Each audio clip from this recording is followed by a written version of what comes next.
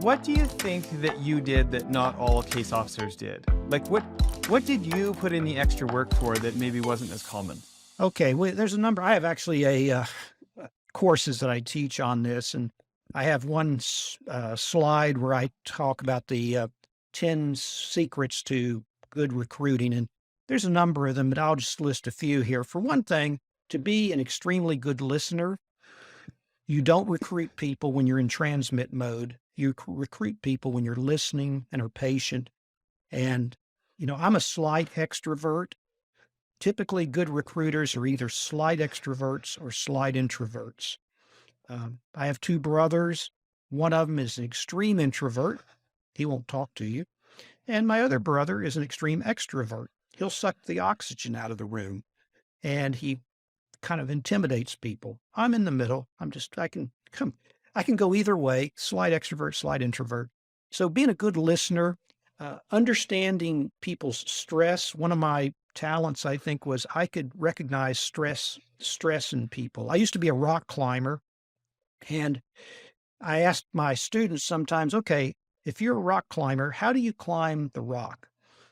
And the answer is you look for the crack systems so that you can put your fingers and toes in the cracks and go up the rock. You can't climb smooth rock unless you're a fly or a lizard.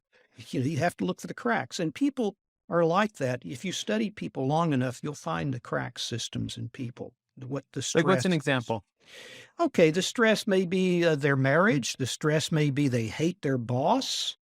I've recruited people who, unbeknownst to me, the reason I was able to recruit them was because absolutely despised their boss. The boss was taking credit for everything they did, and they just couldn't stand it. And that was their way of getting back. For Child Rescue Association, we're doing this fundraiser now to pay for some intelligence folks to teach this to cops.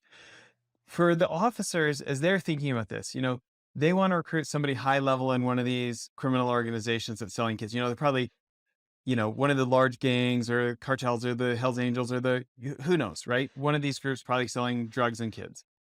And as they're thinking about who to recruit, and they want to recruit somebody high enough up that they know where the bodies are buried, they know where all the money comes to and goes from, or, like these kind of things, Mhm. right? Um, you know, is it different? You think the principles are pretty much exactly the same? Like, how do they spot stress in someone high up in a criminal organization instead of in an embassy? Well, looking for someone who's disaffected. We used to set up, let's say we're across from a Russian embassy, and at quitting time, we'd see three or four Russians come out, all headed off to a bar somewhere. And maybe about 3 or 4 minutes later, there one guy would come out all by himself. Well, guess who we're going after? We're going after the one who's the straggler, the person who doesn't quite fit in. So if you can look for someone who doesn't fit in to the team, then that's the person to go after. Or somebody who's pissed off because the head of the gang might have intimidated him, might have slighted him, and embarrassed him in front of. You know how embarrassment is a horrible thing. You embarrass him in front of the others, and if they've got a wiretap or a tap set up or an audio operation where they can tell that this one guy's being humiliated. In fact, you may recall in my book, one guy, he's been humiliated and he can't stand it. His boss, and that's why he ends up, well, basically F you. And he's, so angry, he then goes out of revenge to the CIA. And so that's a powerful factor. Another is empathy in a case officer. You have to be able to if I want to recruit you, Jess, I've got to know what's inside your head and I've got to be able to empathize, know exactly what it is that makes you tick. And so listening to people, understanding if they've got a problem, maybe there's a member of a gang that has a child that needs some medical attention, or the person may be somehow on the outs with folks. And so he's got something, a real grudge.